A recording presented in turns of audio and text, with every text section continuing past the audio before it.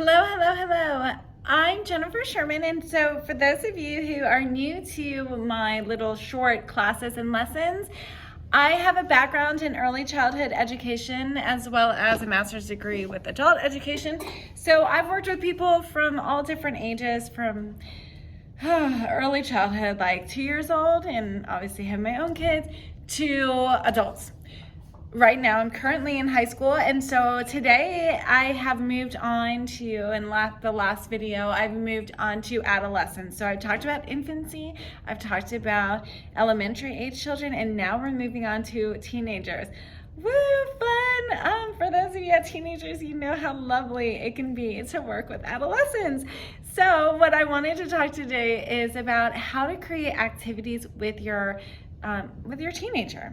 It's hard. So the whole goal is to get along with your teenager and get them talking.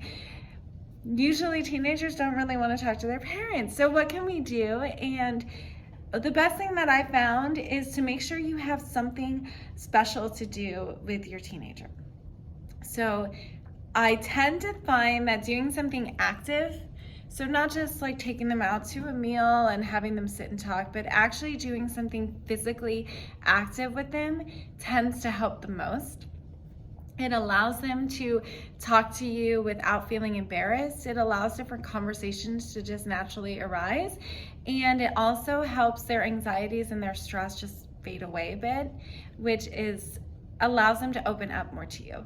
Now, certain things to look out for. It's very common for teenage boys to not want to really be that close to their mom. So there are a couple times in a boy's life where he separates himself from his mom, and that is, the first time is during puberty, adolescence, when they are trying to find out who they are sexually and their hormones are changing. It's natural for them to step away from their mom, as we would hope that they do anyway.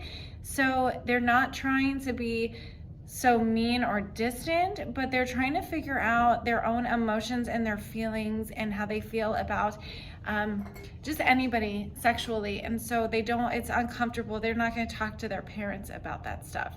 So hopefully they do have a good adult in their life that they feel comfortable talking with. Otherwise, they lean on their peers. It's only normal for them to want to be with their peers more than their parents, and that's a good thing. But how, as parents, do we step in and make sure that we're there to help them when they are having some difficulty, or even just to really know what's going on in their lives? That's a big thing. And I want you to think about the things that you used to do when they were really little that maybe you did together that they loved. Bike riding, going for a hike, and doing your nails together, depending on the kid, male or female. In this case, I live in California. Boys paint their nails all the time too. So not used to that from where I'm from, but times are changing. People do different things. Anyway, think about the things that you did when they were little and then try to incorporate that back into their life. Again, I tend to think that, especially when trying for a mom to connect with a son, and I know most people in my audience are females, so my conversation tends to be geared toward the females. However, you can take this with any gender.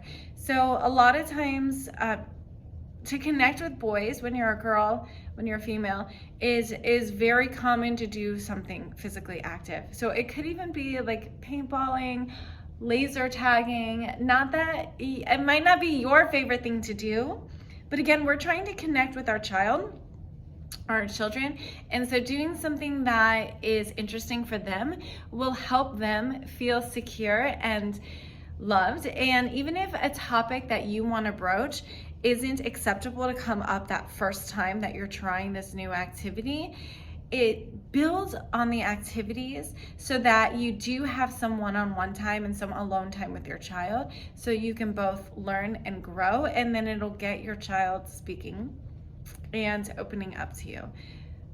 I know this is short and sweet. That's how I like to keep it, especially for parents with teenagers. You are on the go. It is a very difficult decade for you guys. So when I teach this class at Pepperdine University and different LACCD schools, community colleges, I teach human development, so I call it from womb to tomb.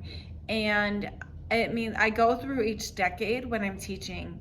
Right now, the decade that you're in, parents with teenage kids, is usually the most stressful time of your life. Hang in there. You've got lots of support. You can go ahead and DM me if you have any questions or you want me to talk about any specific topics. I hope you have an awesome day. I look forward to hearing from you all soon.